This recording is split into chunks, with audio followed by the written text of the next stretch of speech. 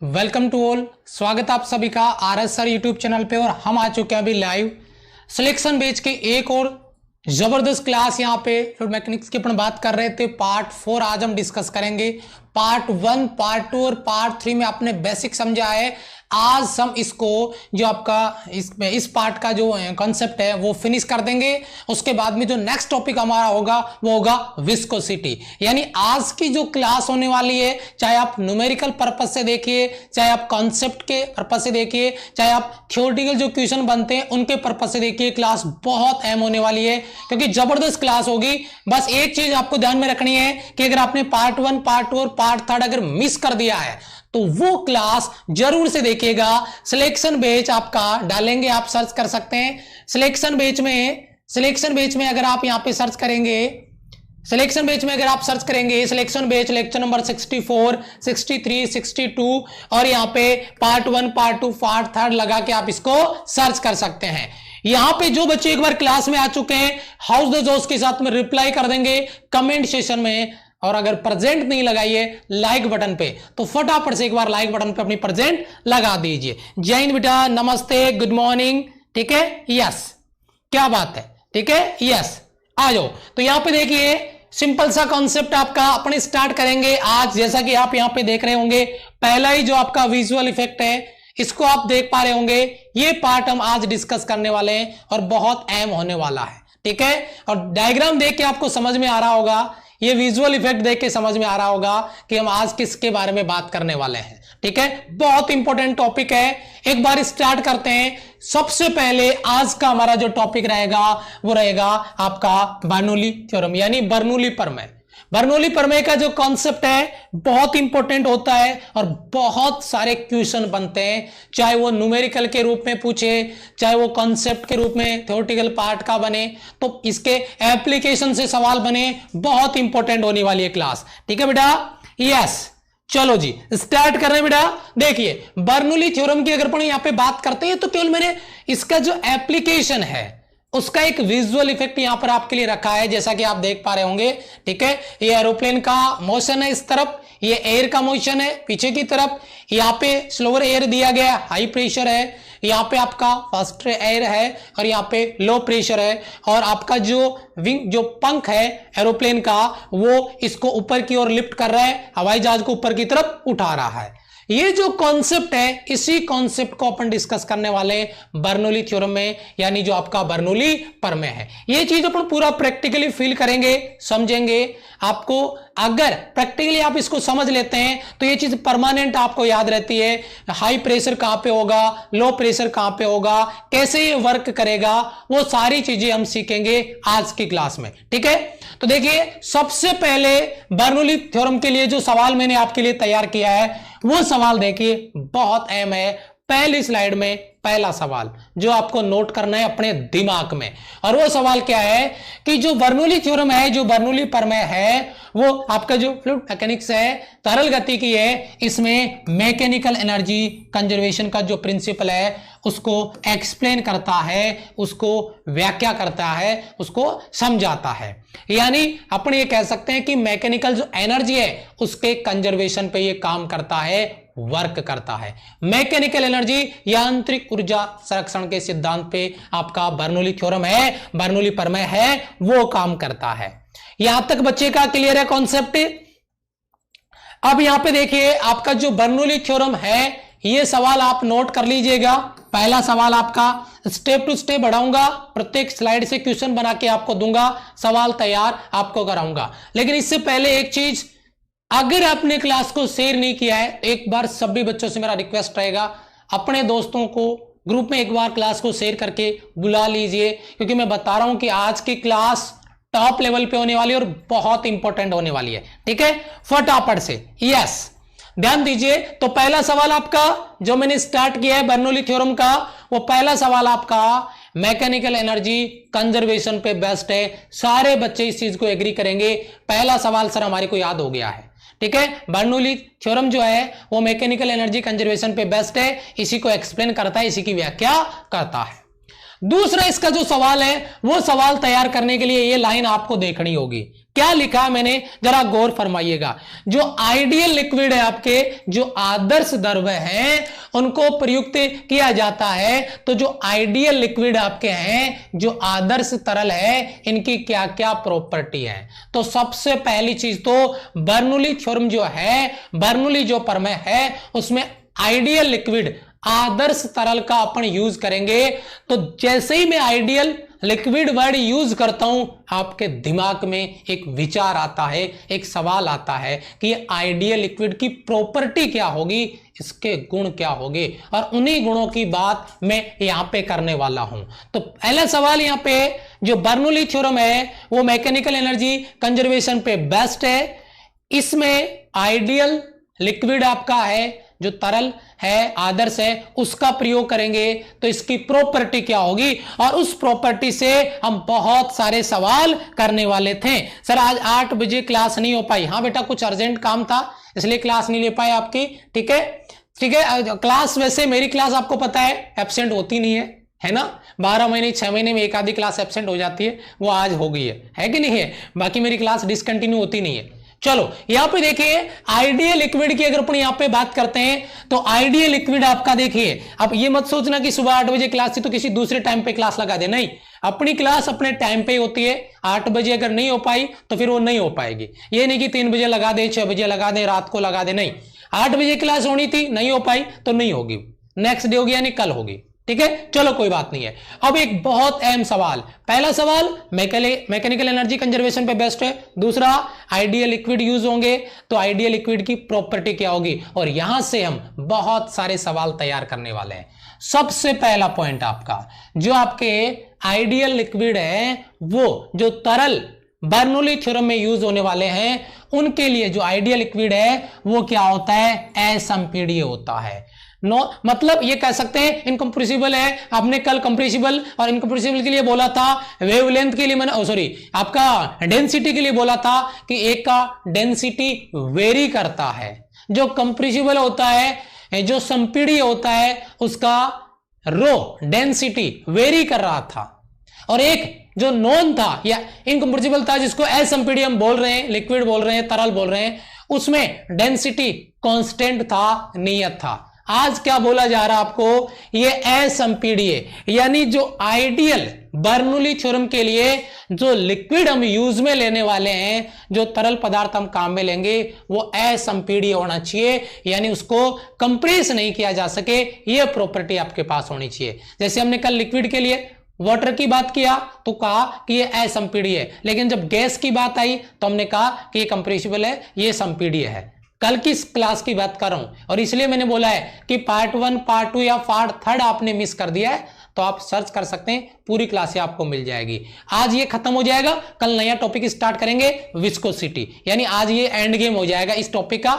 नया टॉपिक अपन विस्कोसिटी अलग से स्टार्ट करेंगे, उसके बाद में आपका जो सरफेस टेंशन वाला टॉपिक होगा वो स्टार्ट होगा।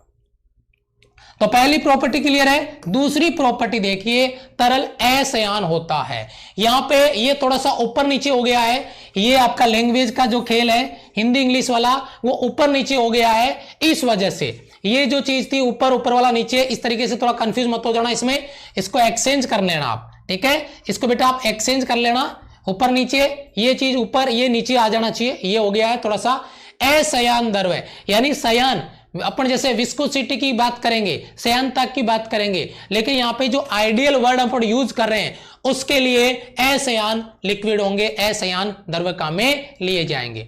उसके बाद में दूसरी प्रॉपर्टी होगी, पहला हो गया। तीसरा, तरल का प्रवाह नियत होता है। भाई जो आपका जो फ्लूइड है वो यहां पे देखिए, जो तरल का जो द्रव्य है, प्रवाह जो है वो कांस्टेंट रखेंगे, नियत रखेंगे। यहां पे देखिए ये चीज भी ऊपर से यहां पे एक्सचेंज किया गया है, इसको भी एक्सचेंज किया गया, ये भी आपका गलत आ गया यहां पे। ठीक है, ये ऊपर वाला यहां पे आना था, इसको ऊपर लेके जाना था, इसको इधर रखना था, ये थोड़ा सा एक्सचेंज हो गया है, पूरा का पूरा ऊपर नीचे हो गया है, तो आप इसको मैनेज कर लीजिएगा। ठीक है, ये पूरा का पूरा ऊपर नीचे हो गया इधर से, तो थोड़ा सा इसको मैनेज कर लीजिएगा, ये थोड़ा सा ध्यान दीजिएगा आप इसको। ठीक है, जो इंग्लिश वाले बच्चे हैं वो इसको थोड़ा सा एडजस्ट कर लीजिएगा, ये पूरा आगे पीछे हो गया थोड़ा सा। ठीक है। तो पहली प्रॉपर्टी होगी, दूसरी प्रॉपर्टी होगी, तीसरी प्रॉपर्टी, चौथी प्रॉपर्टी देखिए, ये तरल का प्रवाह अघूर्णित होता है, यानी आपका इरोटेशनल, जिसको अपन कह सकते हैं जो फ्लो है वो इरोटेशनल होगा, यानी इसका जो कॉन्सेप्ट है वो कॉन्सेप्ट आपको ऊपर मिलेगा। यही चीज मैं आपको बता रहा हूं, ये कुछ बेसिक प्रॉपर्टीज हैं जिनके बारे में हम यहां पे बात कर रहे हैं। ठीक है बेटा, यस। नहीं, सिलेक्शन बेच का 12th का मान के चलिए, अभी 11 चल रहा है, इसके बाद में विस्कोसिटी होगा, उसके बाद में सरफेस टेंशन होगा, फिर आपका थर्मल प्रॉपर्टीज और थर्मोडायनेमिक्स, उसके बाद में 12th स्टार्ट होगा। तो मान के चलिए आपका 12th का 50% है, यानी 12th का 50% हो जाएगा, 12th का 50% हो जाएगा। 12th का 50% में आपको 15 अक्टूबर तक अपडेट दे दूंगा कि क्या टॉपिक है जो आपको मिशन 2019 पार्ट 2 से पढ़ने चाहिए। 4-5 टॉपिक है जो मिशन 2019 पार्ट 2 से आपको पढ़ने चाहिए, वो 15 अक्टूबर तक मैं बता दूंगा। तो 15 दिन में आराम से वो 4-5 टॉपिक आप तैयार कर लेना। अभी आप इसको कंटिन्यू करिए, जितना होगा उतना मैं आराम से कराऊंगा, टेंशन ना लो।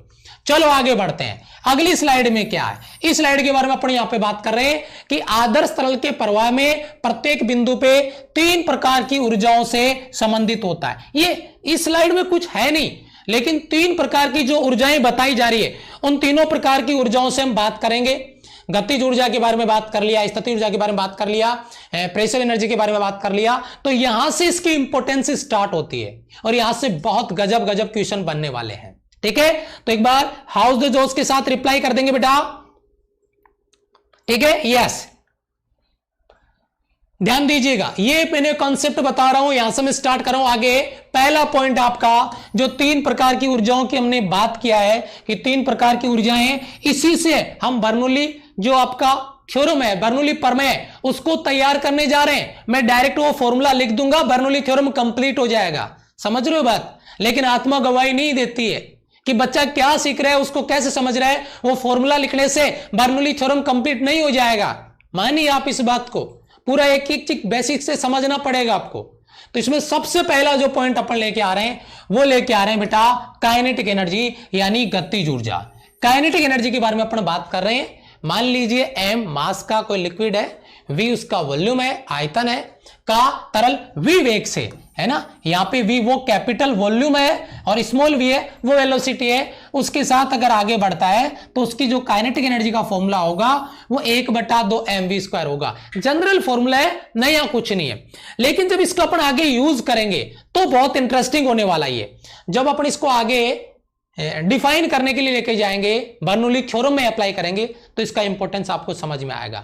तो सबसे पहला सवाल इस स्लाइड से आपको काइनेटिक एनर्जी का फॉर्मूला प्रत्येक बच्चे को क्लियर है। 1/2 mv², m उस लिक्विड का मास है, स्मॉल v उसका वेलोसिटी है, कैपिटल V वॉल्यूम है, आयतन है। यहां पे v क्या है बेटा? वेलोसिटी है। तो सर वॉल्यूम का क्या यूज है? वॉल्यूम का यूज मैं आपको समझाता हूं, जिसका प्रयोग हम आगे फॉर्मूले में करेंगे। यहां पे क्या नोट करो बेटा अपने दिमाग में, यूनिट वॉल्यूम में एकांक आयतन के लिए गतिज ऊर्जा यानी kinetic energy per unit volume. बेटा kinetic energy per unit volume की अगर अपन यहां पे बात करते हैं तो काइनेटिक एनर्जी का सबसे पहले फॉर्मूला लिखते हैं, जो जनरल फॉर्मूला है वो। अगर अपन kinetic energy per unit volume की बात करेंगे तो ये जो काइनेटिक एनर्जी है mv², इसमें पर यूनिट वॉल्यूम आयतन का भाग लगाओ, ये कैपिटल V, मैं इसको कैपिटल V लिख देता हूं। बेटा इसको अगर मैं कोष्टक में बंद कर दूं तो समझ में आ रहा होगा क्या लिखा है मैंने। बेटा density rho equal to m/v, समझ में आया क्या?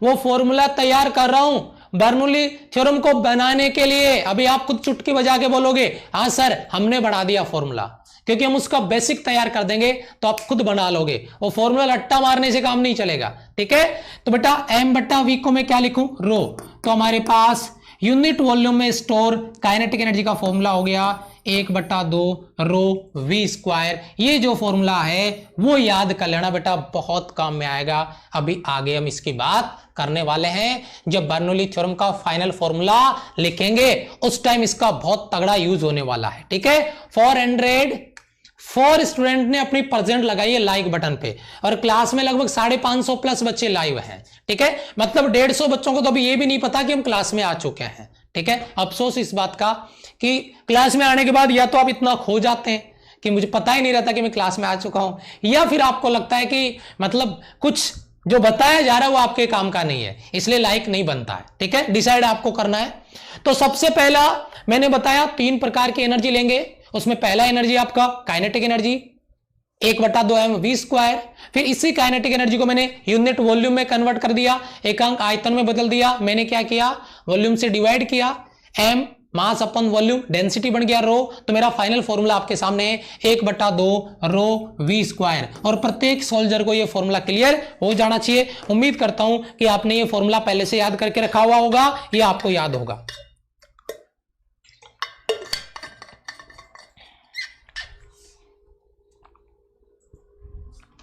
चलिए, तो ये बेटा पहली एनर्जी का काम खत्म। 3 प्रकार की एनर्जी पढ़नी है। पहली एनर्जी खत्म बेटा। काइनेटिक एनर्जी का जनरल फॉर्मूला यूनिट वॉल्यूम के लिए 1/2 ρv² याद हो जाना चाहिए। फिर बता रहा हूं मैं बार बार, एक स्टेप आगे लेके जाऊंगा, दूसरी एनर्जी की बात करूंगा। स्टेप टू स्टेप बढ़िए, पूरा बर्नौली थ्योरम कंप्लीट होगा, स्कैन होगा 100%। ध्यान दीजिए, क्या पोटेंशियल एनर्जी, स्थितिज ऊर्जा, जनरल फॉर्मूला सबको पता है। ध्यान दीजिए, क्या m मास v कैपिटल V वॉल्यूम का तरल कोई लिक्विड है, वो अर्थ सरफेस पे पृथ्वी की सतह से h ऊंचाई पे, कितनी ऊंचाई पे, m मास है, v वॉल्यूम का कोई लिक्विड है, कोई तरल है, उसको अर्थ सरफेस से h हाइट पे अगर रखा जाता है तो इसकी जो पोटेंशियल एनर्जी है, जो स्थितिज ऊर्जा है, उसका फॉर्मूला आप सबको पता होगा। पोटेंशियल एनर्जी Pe बराबर mgh। पोटेंशियल एनर्जी m उसका मास है, g आपका एक्सेलरेशन ड्यू टू ग्रेविटी ले लेंगे, g का वैल्यू रख देंगे जो भी अपने को देगा, और h उसकी हाइट है mgh। पहला हमने काइनेटिक एनर्जी लिया था 1/2mv², फिर यूनिट वॉल्यूम के लिए निकाला तो 1/2 ρv² कर दिया। फिर हम आ रहे हैं नंबर 2 पे, पोटेंशियल एनर्जी। और पोटेंशियल एनर्जी का जनरल जो फॉर्मूला है mgh, वो यहां पे हमने रख दिया है। क्लियर है बेटा, mgh, शाबाश, ओके। हाँ, अब हम इसको क्या करेंगे, इसी का दूसरा मॉडिफिकेशन, जैसे हमने यहां पे यूनिट वॉल्यूम के लिए काइनेटिक एनर्जी निकाला, वैसे यूनिट वॉल्यूम के लिए अगर हम पोटेंशियल एनर्जी निकालते हैं तो हम क्या करेंगे, उसी पोटेंशियल एनर्जी में यानी mgh में वॉल्यूम v का क्या कर देंगे, भाग लगा देंगे। तो m/v, फिर से वही कहानी जो बेटा मैं आपको बार बार बताने की कोशिश कर रहा हूं, density equal to mass upon volume. तो बताओ potential energy in unit volume की बात करें, एकांक आयतन की, m/v, ये रो और ये आपका gh। जैसे उसमें आया था काइनेटिक एनर्जी यूनिट वॉल्यूम के लिए, एकांक आयतन के लिए 1/2 ρv², वैसे यहां पे आपका पोटेंशियल एनर्जी आ गया है यूनिट वॉल्यूम के लिए ρgh। दूसरा फॉर्मूला आपका तैयार हो चुका है। बहुत जल्दी हम बर्नौली थ्योरम का फॉर्मूला लिखेंगे, लेकिन उसका बैकअप क्या क्या है वो चीजें आपको पता होनी चाहिए। बताइए, याद हो गया बेटा, ρgh? यस सर, शाबाश, बहुत बढ़िया है, बहुत अच्छे, शाबाश, वेरी गुड बेटा, बहुत ही बढ़िया, गजब का क्वेश्चन आपका बनता है। यहां से आपको याद रखना होगा जिसके बारे में अपन यहां पे बात कर रहे हैं। बहुत बढ़िया सवाल है, गजब का कॉन्सेप्ट है। आगे बढ़ते हैं बेटा, देखिए पॉइंट नंबर थर्ड क्या है, बहुत अच्छे। तीसरा जो पॉइंट हम लेने जा रहे हैं उस पॉइंट पे जरा फोकस करिए, गौर फरमाइए क्या लिखा है। दाब ऊर्जा यानी प्रेशर एनर्जी। सबसे पहले फिर रिपीट कर रहा हूं, kinetic energy 1/2mv², unit volume के लिए 1/2 ρv²। Number 2 potential energy Pe बराबर mgh, यूनिट वॉल्यूम के लिए, यूनिट वॉल्यूम एकांक आयतन के लिए ρgh। 2 कंप्लीट। तीसरा एनर्जी आता है प्रेशर एनर्जी, दाब ऊर्जा। स्कैन हो जाएगा, गारंटी के साथ चैलेंज करता हूं। ध्यान दीजिए, प्रेशर एनर्जी, दाब ऊर्जा, जिसकी बात हम करने जा रहे हैं कि यदि किसी लिक्विड के लिए अगर ए एरिया है और उस पर प्रेशर P अप्लाई होता है, ए एरिया पे P प्रेशर यानी दाब लगता है, तो तरल इस दाब के कारण, इस प्रेशर के कारण जो तरल है वो L डिस्टेंस तक दूरी को तय कर लेता है, L डिस्टेंस है उसको कवर कर लेता है उस दाब के कारण जिसपे एरिया ए पे दाब P लग रहा है। अगर ऐसा होता है तो भैया बहुत तगड़ा खेल आपका बन जाता है। मतलब ए एरिया है, P प्रेशर लग रहा है और L उसने डिस्टेंस कवर कर लिया उस दाब के साथ में। तो यहां पे एक बहुत बड़ा खेल आपका बन गया जिसकी बात अपन यहां पे कर रहे थे। वो क्या खेल बनेगा, अगर अपन L दूरी उसको तय करवा देते हैं तो आपने कोई कार्य तो किया होगा। अब कार्य कैसे हुआ, कार्य बराबर क्या होता है, बल इंटू विस्थापन। तो हम उसी फॉर्मूले को मॉडिफाई करने के लिए आगे की तरफ बढ़ते हैं और वो फॉर्मूला क्या है जरा ध्यान दीजिएगा बेटा। सबसे पहली चीज प्रेशर एनर्जी यानी दाब ऊर्जा और ये किया गया कार्य है यानी वर्क डन। तो सबसे पहले अगर अपन प्रेशर एनर्जी की अपन बात करते हैं, मैं इसको प्रेशर एनर्जी को पी से लिख देता हूं, प्रेशर एनर्जी को पी से लिख रहा हूं मैं, ठीक है।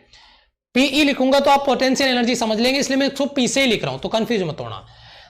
प्रेशर एनर्जी दाब ऊर्जा, वर्क डन कार्य, कार्य बराबर बल इंटू विस्थापन, फोर्स इंटू डिस्प्लेसमेंट।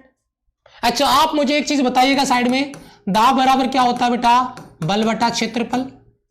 समझ रहे हो बात, ये आपका प्रेशर एनर्जी है और इसको मैंने लिखा दाब बराबर बल बटा क्षेत्रफल। तो बेटा बल बराबर क्या हो जाएगा, प्रेशर इंटू आपका एरिया, ठीक है। और अगर इसमें आपको कंफ्यूज हो रहा है तो मैं प्रेशर एनर्जी को स्मॉल में लिख देता हूं ताकि आपको पता चले, प्रेशर एनर्जी स्मॉल में लिखा है। अच्छा पी एफ का वैल्यू क्या है बेटा, पी इंटू ए, और एक्स यहां पे विस्थापन कितना हो रहा था बेटा, एल, विस्थापन एल हो रहा है तो अपने को विस्थापन यहां पे एल लिखना चाहिए, तो पी ए इंटू एल। अगर मैं ये कहता हूं, आप सबको पता होगा कि वॉल्यूम वी बराबर क्या होता है, एरिया इंटू लेंथ, ये चीज भी सबको पता है। ए इंटू एल को मैं क्या लिख सकता हूं, प्रेशर एनर्जी बराबर पी वी। सबको चीज क्लियर है बेटा, कोई नई चीज बताइए क्या, मैंने जरा बताना।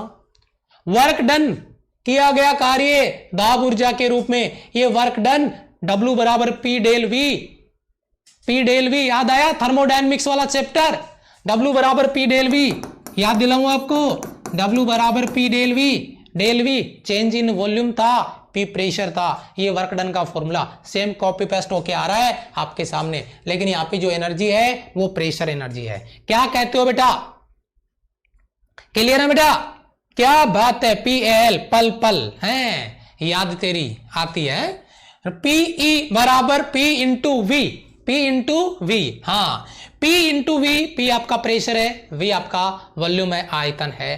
अब लगे हाथ जो हमने अभी पीछे दो प्रकार की एनर्जी के साथ किया वो हमें इसके साथ भी करना चाहिए, यानी प्रेशर एनर्जी को भी यूनिट वॉल्यूम के लिए निकालना चाहिए। आपने काइनेटिक एनर्जी को यूनिट वॉल्यूम के निकाला हाफ रो वी स्क्वायर, आपने पोटेंशियल एनर्जी को यूनिट वॉल्यूम के लिए निकाला, एकांक आयतन के लिए निकाला रो जी एच, और आपने अभी निकालना है प्रेशर एनर्जी यूनिट वॉल्यूम के लिए, यानी एकांक आयतन के लिए दाब ऊर्जा, pressure energy per unit volume, यानी प्रेशर एनर्जी बट्टा वॉल्यूम, प्रेशर एनर्जी आपका पीवी बट्टा वॉल्यूम वी, वी से वी कट गया, प्रेशर एनर्जी पी के रूप में डिफाइन हो गया, डायरेक्ट आपकी दाब ऊर्जा पी के बराबर आ गई। बताओ यहां तक मुझे बताइएगा बेटा, दिल दिमाग गुर्दे फेफड़े में स्कैन हो गया है, बहुत अच्छे, क्या बात है, क्या बात है, क्या बात है, बहुत अच्छे बेटा, शाबाश, वेरी गुड बेटा, बहुत अच्छे, बहुत बढ़िया, बहुत बढ़िया, वेरी गुड बेटा, शाबाश, बहुत बढ़िया। रिप्लाई करिए एक बार, क्लियर है सभी बच्चों का, रिप्लाई करिए बेटा एक बार, क्लियर है सभी बच्चों का, जल्दी से, शाबाश, क्लियर है बेटा सभी बच्चों का, जल्दी से रिप्लाई करिए बेटा एक बार सभी बच्चे फटाफट से।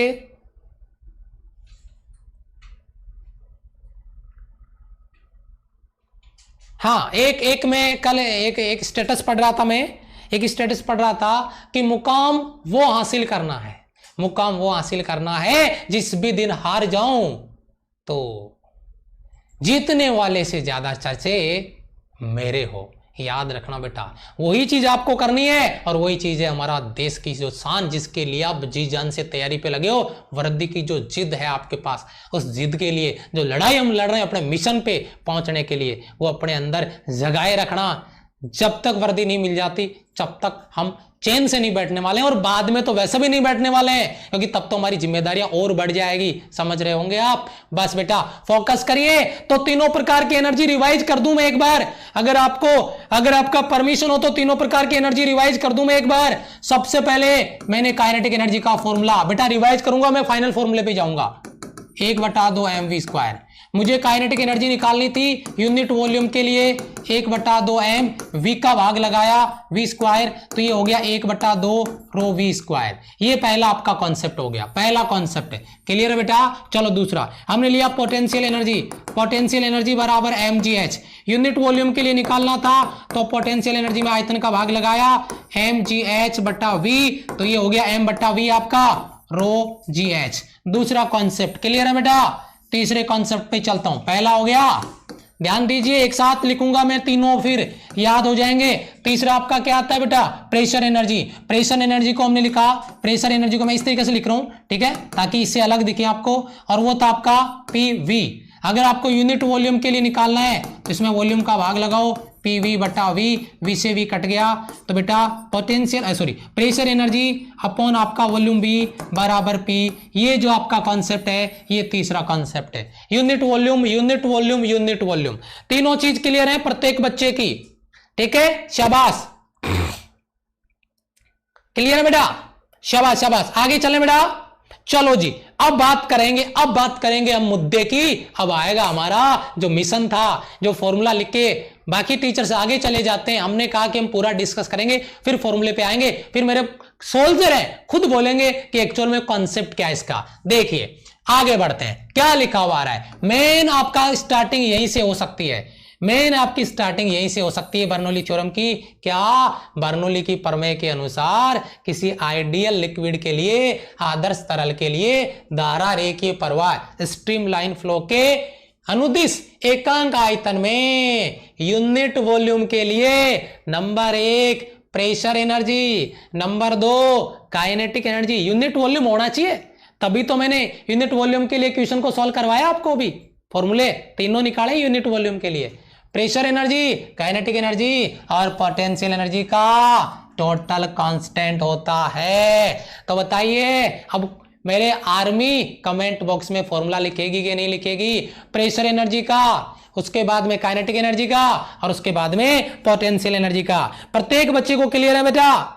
प्रत्येक बच्चे को क्लियर है? लिख सकते हैं, लिख दीजिए फटाफट से यूनिट वॉल्यूम के लिए, और टोटल करेंगे वो कांस्टेंट होगा। सबको पता होगा प्रेशर एनर्जी हमने अभी निकाला है यूनिट वॉल्यूम के लिए P, उसके बाद में काइनेटिक एनर्जी 1/2 रो v², उसके बाद में potential energy rho GH equal to constant.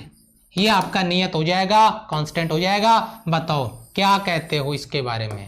क्या कहते हो इसके बारे में? फॉर्मूला याद हो गया? यही हमारा है बर्नौली थ्योरम। क्या? यूनिट वॉल्यूम के लिए जो आइडियल लिक्विड है उसके यूनिट वॉल्यूम के लिए उसमें store potential energy, kinetic energy और प्रेशर एनर्जी का टोटल हमेशा कांस्टेंट रहता है। यानी जो आपका मैकेनिकल एनर्जी की बात कर रहे थे, यांत्रिक ऊर्जा की बात कर रहे थे, वो कंजर्व्ड रहेगी, कांस्टेंट रहेगी, नियत रहेगी। यही बर्नौली थ्योरम मैंने शुरुआत में आपको बताई थी, उसको यहां तक लेके आया हूं स्टेप टू स्टेप, 1 by 1। एक बार बच्चा रिप्लाई कर देगा बेटा हाउस द जोश, कॉन्सेप्ट समझ में आ रहे हैं, क्लियर हो रहा है कि नहीं हो रहा? बेटा ध्यान दीजिए, बच्चों ने लिख दिया है कमेंट, मजा आ गया सर।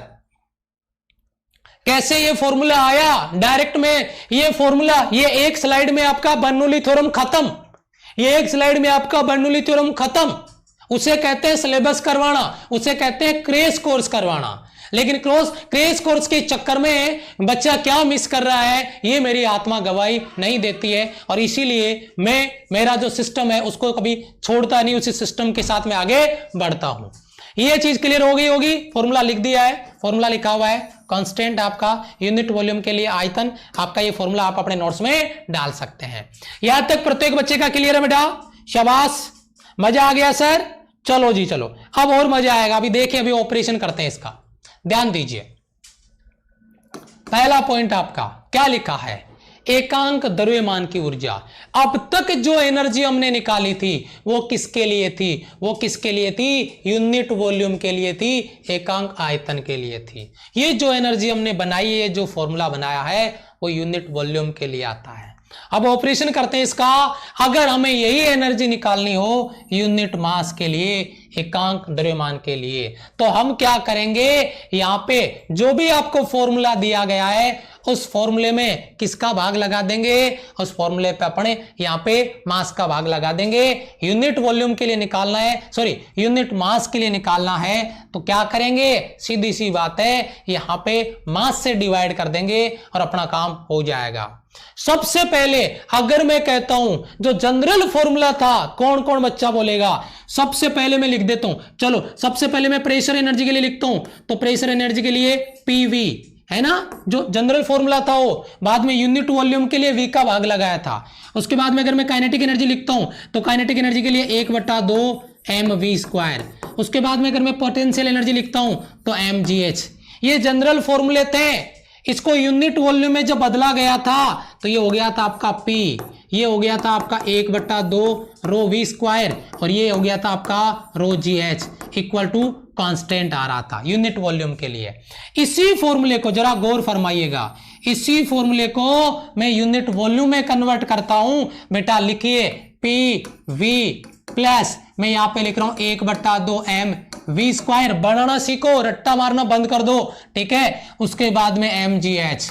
मुझे क्या करना है? यूनिट वॉल्यूम के लिए निकालना है। चलो जी मास का भाग लगाया, चलो जी मास का भाग लगाया, चलो जी मास का भाग लगाया, लिख दिया कांस्टेंट। कट गया, ये मास से मास कट गया। ये बेटा v का भाग लगा दो m में, और आपको पता है रो बराबर क्या होता है? मास अपन वॉल्यूम।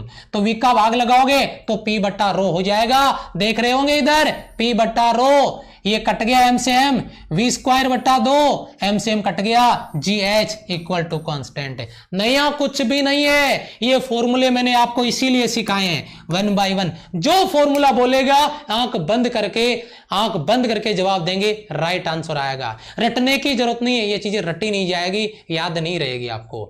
जो पूछे वो निकाल दो। ये यूनिट मास के लिए निकाला है। आगे बढ़ता हूं मैं, ये यूनिट भार के लिए बात हो रही है। भार बोले तो mg, यूनिट वेट की बात हो रही है। यूनिट वेट के लिए जो आपको फॉर्मूला दिया गया है उसी फॉर्मूले में क्या चीज और कर दी जाएगी, यानी मास के साथ में mg का भाग लगाना पड़ेगा। तो सबसे पहले मैं लिखूं प्रेशर एनर्जी pv, मैं लिखूं काइनेटिक एनर्जी mv², मैं लिखूं आपको पोटेंशियल एनर्जी mgh। किसके लिए निकालना है? मुझे यूनिट वेट के लिए निकालना है। किसका भाग लगाऊं?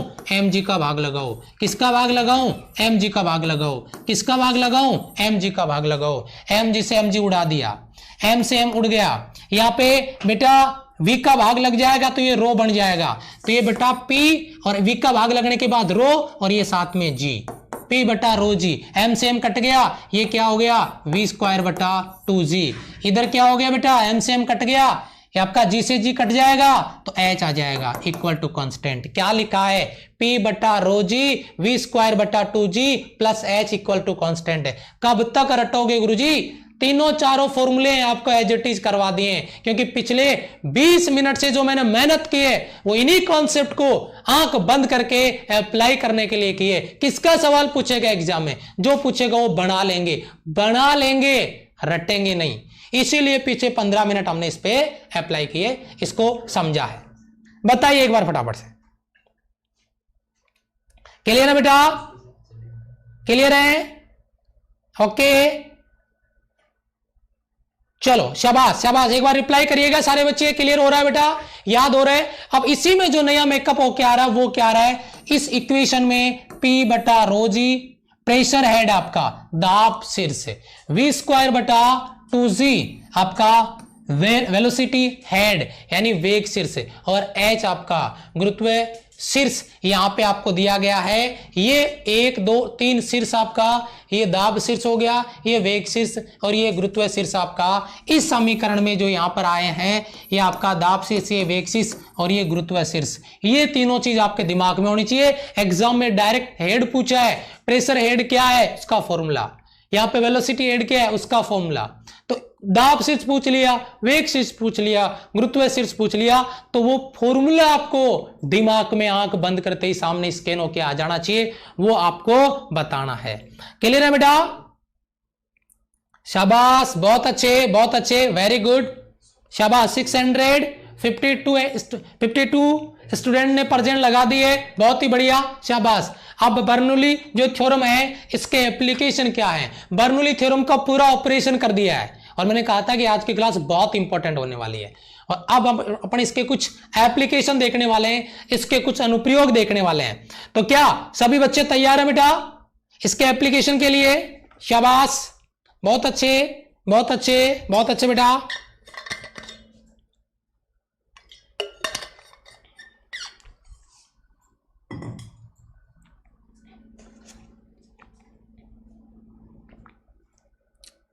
शाबाश, बहुत बढ़िया, वेरी गुड। देखिए बेटा, बर्नौली थ्योरम की जो एप्लीकेशन है, एप्लीकेशन ऑफ बर्नौली थ्योरम क्या है? सबसे पहला आपका एप्लीकेशन है बेटा वेंचुरी मापी, वेंचुरी नली या प्रवाह मापी। ठीक है, ये एप्लीकेशन है बर्नौली थ्योरम का।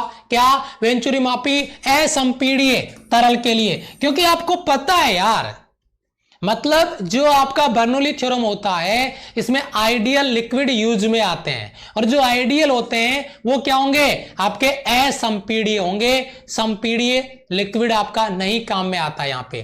तो असंपीड्य तरल के प्रवाह के वेग को मापने के लिए काम में आता है। आपके एनसीईआरटी की बुक में इसका बहुत सारा डायग्राम वगैरह थ्योरी भरा हुआ है, लेकिन नहीं, एप्लीकेशन में इतना ध्यान रखना है कि वेंचुरी मापी किस काम में आता है। तो जो तरल है उसके प्रवाह का वेग निकालने के लिए, वेलोसिटी फाइंड करने के लिए इसका प्रयोग करते हैं। वेंचुरी मापी का केवल आपको एक बेसिक यूज है, वो मैंने आपको लिखवाया है, ज्यादा यहां पे अपने को टाइम वेस्ट करने की जरूरत नहीं है।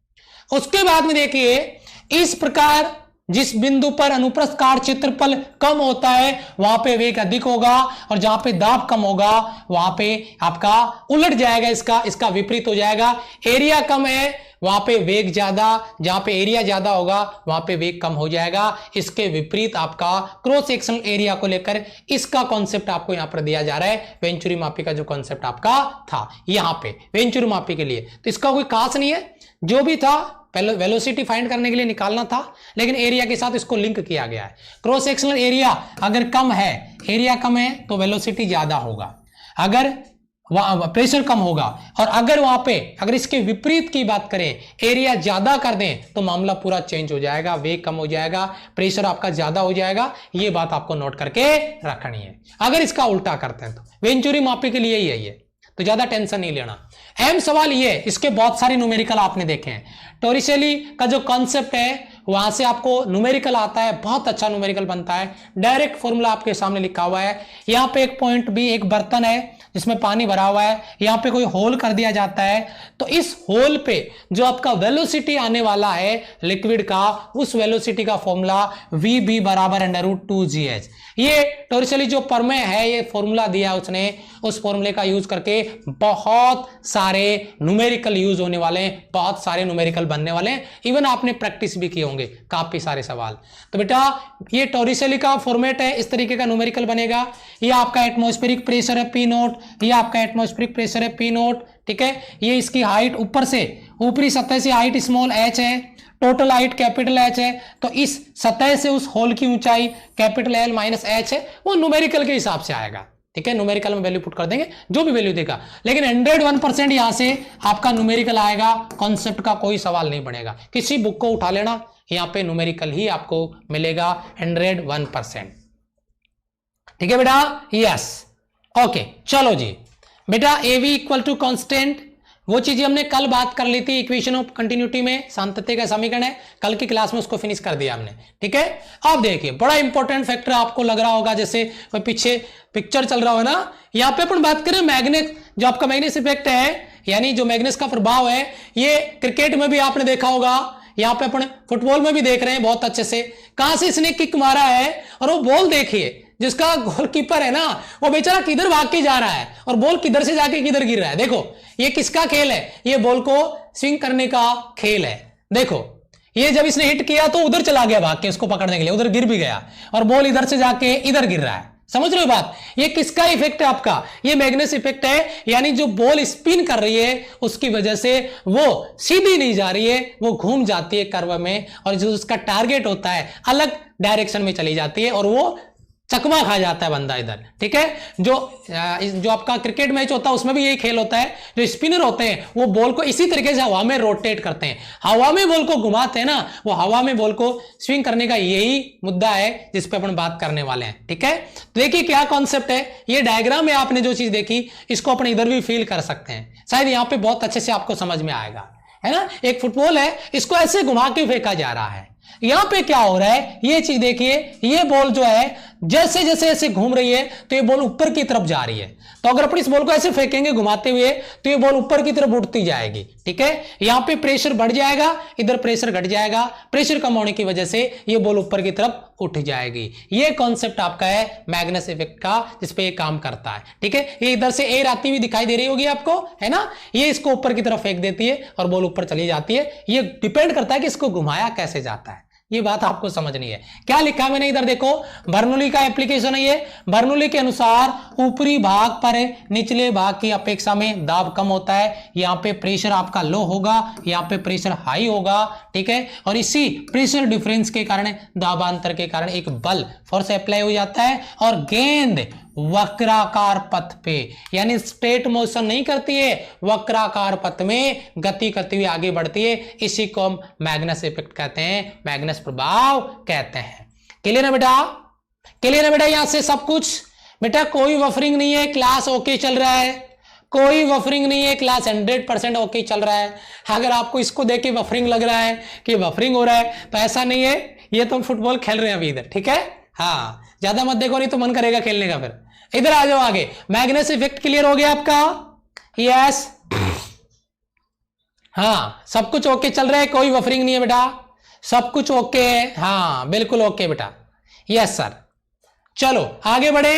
यहां पे देखिए ये चीज भी मैंने इधर दिखाई है, ये बॉल के लिए, बॉल को ऐसे स्पिन करते हुए हमने फेंका। ठीक है, तो ऊपरी साइड में प्रेशर आपका रिड्यूस कर गया, इधर आपका जो प्रेशर है वो है आपका इस वाला कॉन्सेप्ट पे, ये वाला जो कॉन्सेप्ट, अगर इसको ऐसे रोटेट करेंगे तो जो फोर्स, जो बॉल है उस फोर्स पे, उस बॉल पे फोर्स ऊपर की तरफ लगेगा और बॉल ऊपर उठ जाएगी। वो डिपेंड करता है रोटेशन पे, मोशन ऑफ ए स्प्रिंग। जो बॉल है, घूमती हुई जो बॉल जा रही है उसके लिए बताया जा रहा है।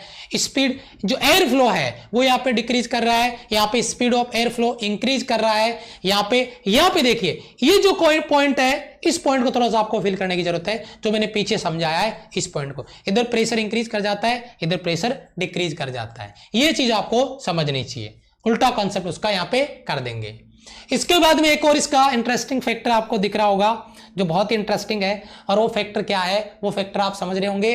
बर्नौली थ्योरम का ये एप्लीकेशन है। क्या? ये जो आपका स्प्रेयर है जिसको अपन कह सकते हैं कणित्र, है ना।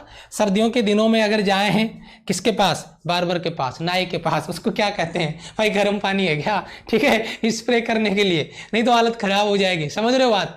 तो ये जो स्प्रेयर है ये किसके प्रिंसिपल पे काम करता है, ये भी आपका जो कंसेप्ट है वो बर्नौली थ्योरम पे काम करता है। ये देखो, है ना, सर्दी के दिनों में तो देख के ही डर लगेगा, बोला ये क्या कर रहा है भाई इधर। ठीक है, तो इस प्रकार का एक यंत्र है जो द्रव्य को छोटी छोटी बूंदों में, ये छोटे छोटे, जैसे इसको कंप्रेस करेगा, ऐसे दबाएगा तो ये जो अंदर का जो लिक्विड है, पानी है, वो बाहर मतलब छोटे छोटे ड्रॉप्स के रूप में आता है, तो छोटी छोटी बूंदों के रूप में छिड़कने में काम में आता है। और ये भी आपका बर्नौली थ्योरम पे काम करता है। प्रेशर ज्यादा से कम की ओर, और इस तरीके से इसको बाहर फेंका जाता है। जैसे इसको दबाएगा तो ये बाहर की तरफ कणों के रूप में, छोटी छोटी बूंदों के रूप में निकलता है। ठीक है, यस, क्लियर बेटा? ये सैनिटाइजर है। अच्छा, कल सैनिटाइजर को लेकर मैंने एक न्यूज देखी थी, है ना, पता नहीं कौन सी जगह थी, मैंने ठीक से उसको याद नहीं किया, क्योंकि मुझे तो एक ही चीज उनकी पसंद आई। वो क्या थी, जो चोर आए उन्होंने सबसे पहले ज्वेलरी की जो शॉप थी उसमें अपने आप को सैनिटाइज किया है, अपने हाथ सैनिटाइज, है ना। वो सीसीटीवी में ऐसे कैसे आ रहा है, आने के बाद पहले हाथ सैनिटाइज करते हैं फिर चोरी करते हैं। मतलब कितना सपोर्ट है देखो गवर्नमेंट को, है ना। बस वो अपने पेट के लिए चोरी कर रहे हैं वो बात अच्छी है, लेकिन गवर्नमेंट को पूरा सपोर्ट कर रहे हैं। भाई मेरी वजह से, मेरी चोरी की वजह से कोई कोरोना नहीं हो जाए किसी को, तो हाथ सैनिटाइज किया है और उसके बाद में चोरी की है बढ़िया तरीके से, है कि नहीं है। तो ये सैनिटाइजर मान लो आप, इसको चलेगा, कोई दिक्कत नहीं है। उसके बाद में आपका पॉइंट आता है और वो पॉइंट आपका है, देखो क्या होता है, आंधी आती है ना, तूफान आता है, तो जो छत पे अगर टिन वगैरह लगा रखे हैं तो कई बार क्या होता है कि अपनी छत के जो टिन है ना वो पड़ोसियों के यहां जाके लग जाते हैं, है क्या नहीं है, अगर उनको मजबूती से बांध के नहीं रखते हैं तो। समझ रहे हो बात? तो मतलब आंधी तूफान में जो टिन वगैरह हैं वो उड़ जाते हैं, हवा में उड़ जाते हैं। वो रीजन क्या है? प्रेशर। नीचे प्रेशर ज्यादा हो जाएगा हवा का, ऊपर प्रेशर कम होगा और उड़ जाएंगे। ठीक है, तो ये भी आपका बर्नौली थ्योरम का कॉन्सेप्ट है जिस पे हम बात यहां पे करने वाले हैं। क्लियर है बेटा? क्लियर है प्रत्येक बच्चे का?